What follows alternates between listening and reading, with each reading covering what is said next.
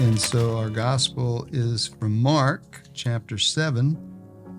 Again, Jesus left the district of Tyre and went by way of Sidon to the Sea of Galilee, into the district of the Decapolis. And people brought to him a deaf man who had a speech impediment, and begged him to lay his hand on him. He took him off by himself, away from the crowd. He put his finger into the man's ears, and spitting, touched his tongue. Then he looked up to heaven and groaned, and said to him, Ephphatha, that is, be opened. And immediately the man's ears were opened, his speech impediment was removed, and he spoke plainly.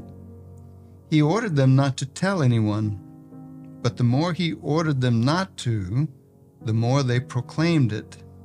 They were exceedingly astonished, and they said, He has done all things well.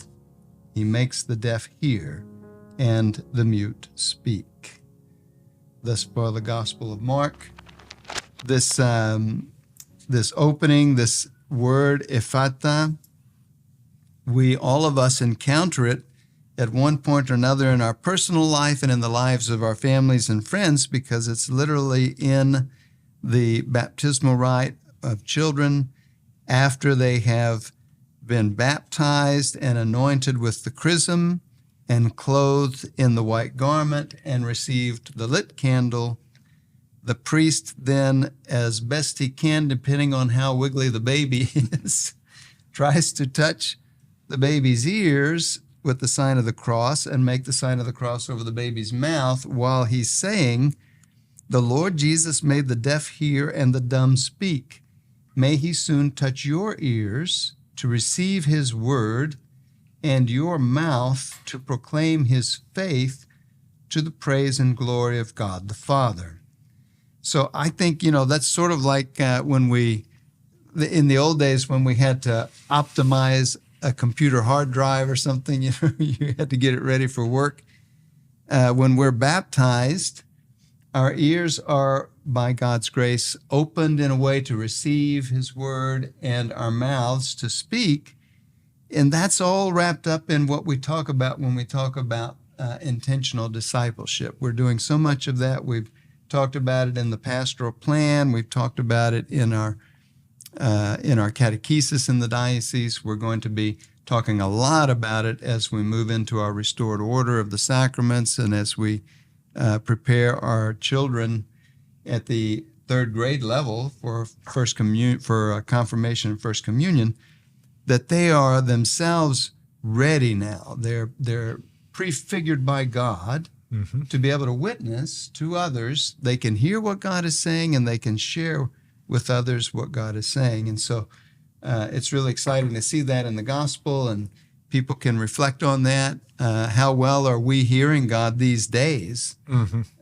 We've talked about that on the show before too, that if we allow too many other voices and distractions to come into our life because of our devices, it gets in the way of our ability. Literally, it just cuts down on the amount of time in the day that we can listen to God. And it trains our mind in a way, it shrinks our mind in a certain sense. I mean, literally the brain plasticity changes so that the brain, it's harder for a person to focus on big thoughts or for a long period of time. So, you can go on Facebook and scroll for 5 minutes and see something, but you can't go plop down in the Blessed Sacrament Chapel and expect God to just jump right in there with you in 5 minutes. You may need to give him some time. He wants you to calm down. And so this idea of listening for God is something that we have to train ourselves to. That's great. I wonder, maybe in one of these baptisms, there's a priest out there actually using his spittle and mud during these baptisms, or if he's just still using the chrism oil. Yeah, well, there's a lot of spit sometimes. It's not his. Yeah, that's right. That's right. No reports into the Vicar General's office yet of using spittle and mud. Of mud, right. Right. Yeah, no mud. Right. No, I think I had the same thought. I think it's amazing that, when I read this, I was thinking about the prophet Isaiah, sort of predicting these wonders, right? And so, and thinking about the amazing sort of Christ giving us sort of the ears to hear, because there's also sort of a deafness of soul, right? There's we can sort of block some of these things. So I don't know. It's interesting. Well, but so think about a deaf person who knows how to pray and who spends time in prayer is hearing more and more important things than the person who has all their faculty of hearing, but who is using it all day long in distracted and fruitless ways. So often when we hear of the blind and the lame and the deaf in the gospel, it's easy to make that transition of thinking typologically. What does it mean to be blind? It can be physically blind, but it can be I'm seeing, but I don't see Christ in the people in front of me. Yeah. I think what stands out to me is the very, very personal approach that Jesus takes with this person who took him off by himself. Oh. And I think how often, during the time of Jesus and the miracles he was performing, he did not want to be seen kind of as this magician, kind of as this guy who just kind of does cool things. So oftentimes the miracles are done in secret, or they're done kind of behind closed doors. And in this case, again, he takes him out of the crowd and he heals him, And so I think it's also that great reminder of just the personal way in which Jesus wants to touch us in our blindness, in our deafness.